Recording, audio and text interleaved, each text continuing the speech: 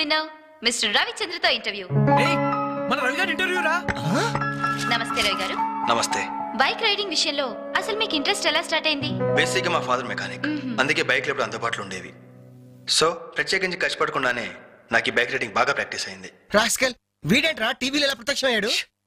మీ success కి మీ స్వయం కృషి కారణమా లేక ఎవరి ప్రోత్సాహమైనా ఉందా? ఉంది. మీ నాన్నగారా? కాదు, అంజలి. అవునండి, నన్ను లైఫ్ వార్లో గ్రేట్ సోల్జర్ గా మార్చింది ఆమె. ఇంతకీ ఆ అమ్మాయి ఎవరు సార్? నిన్నటి వరకు ఫ్రెండ్, నేడు లవర్, రేపు నా కాబోయే భార్య.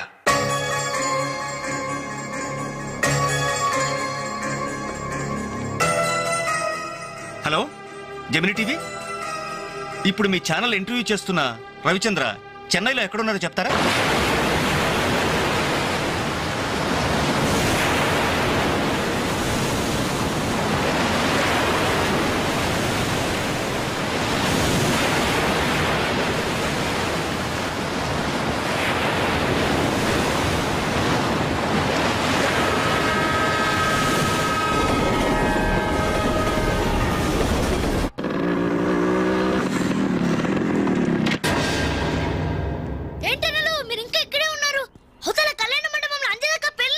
పెళ్ళా?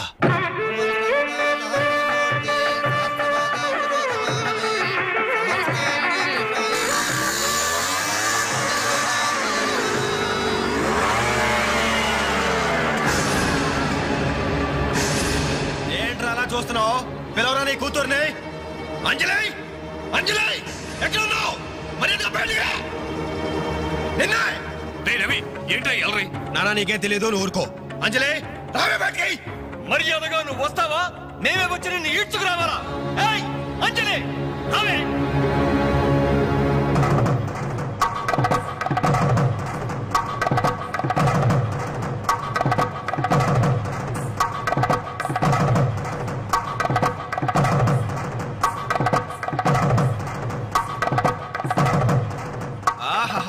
ఏమి అందం, ఎంత పవిత్రత!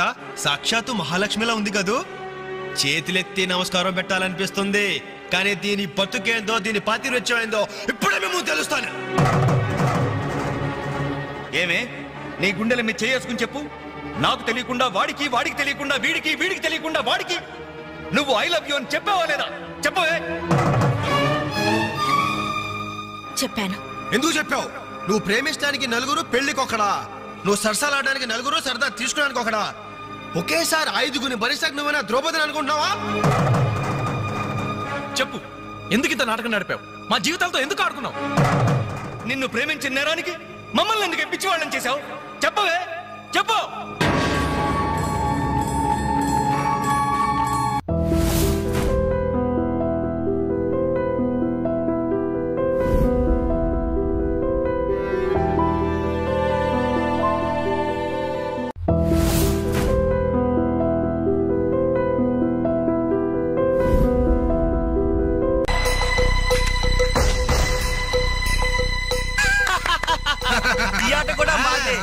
టోటల్ గా వాష్ అవుట్ చేసే వరకు మేము వదలం. ముందు మొక్కలైనా తర్వాత డబ్బులు ఇస్తాం. అప్పు గిప్పు జాంతానాయి. ఉంటే డబ్బులు తీ, లేకపోతే ఒంటి మీద నగలు తీ. వాళ్ళ ఒంటి మీద వస్తువులు ఎక్కడే రా, వేసుకున్న చొక్కాలు తప్ప. తీయండి బాబు, చొక్కాలు తీయండి. ఏంట్రా వాగుతున్నావు? పద్ధతి కాదు బ్రదర్, మర్యాదగా చొక్కా వదులు. నీకు మర్యాద ఏంట్రా?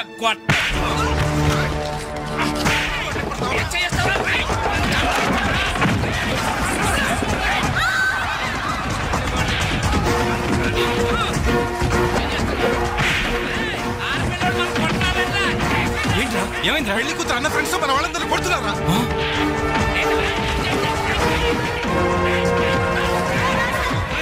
ఏంట్రా? పెళ్లి కొడుకు ఫ్రెండ్స్ మన వాళ్ళని కొడుతున్నారు.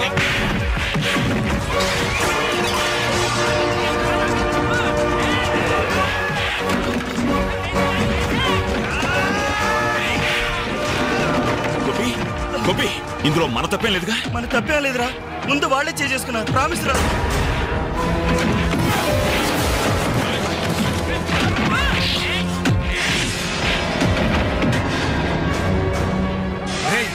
కాబోయే బావని కనీసం మర్యాద కూడా లేకుండా మా మీద చేసుకుంటావురా? ఎప్పుడో వేకువజామున 3 గంటలకి నా చెల్లి మెళ్ళో తాళిబొట్టు కట్టిన తర్వాత నువ్వు నాకు బావవిరా. కానీ వీళ్ళు పుట్టినప్పటి నుంచి నాకు ఫ్రెండ్స్ రారా.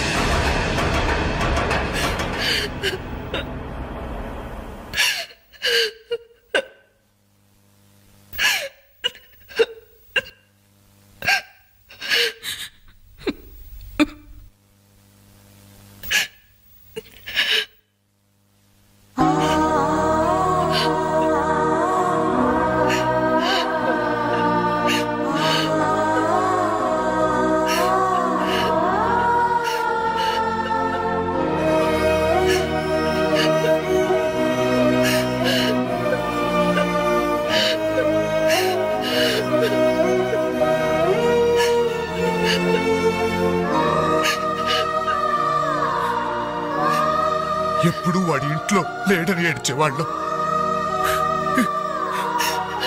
ఇప్పుడు వాడు ఉన్నందుకు ఏడవాల్సి వచ్చిందమ్మా.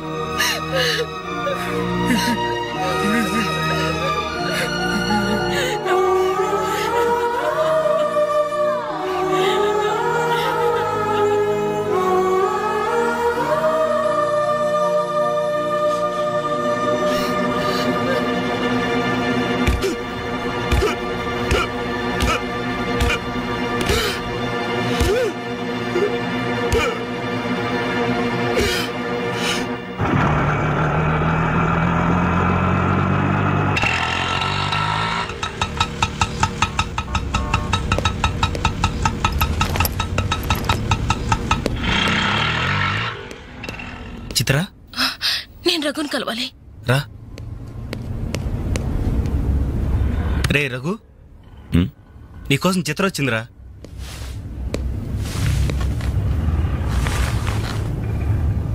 చిత్ర, ఏమిటిది? మా వాళ్ళు నాకు వేరే పెళ్లి నిర్ణయం చేశారు. అందుకే ఇల్లు వదిలి వచ్చేసాను. తొందరపడ్డావేమో చిత్ర.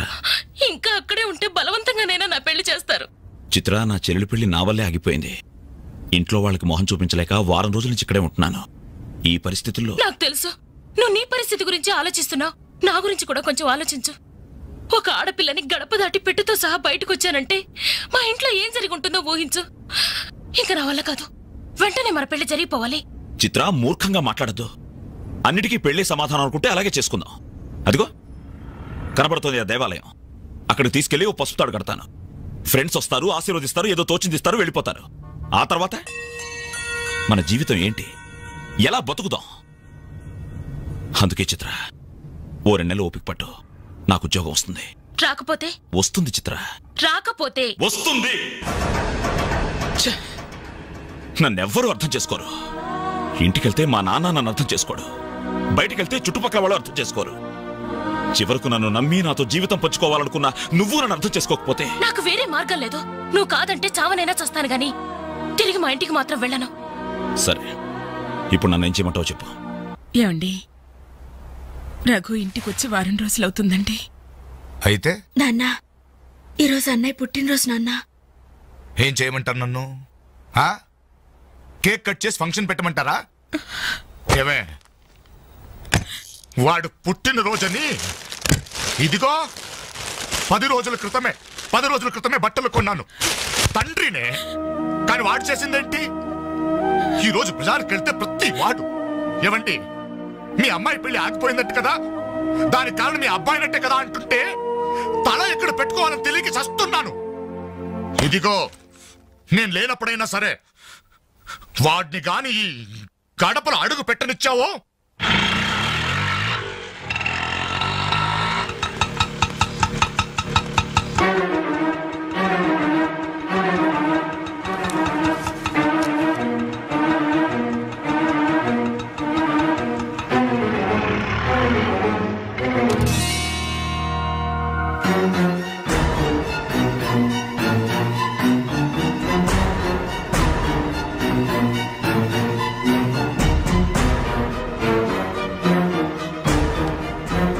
ఎవర్రయ్య అమ్మాయి?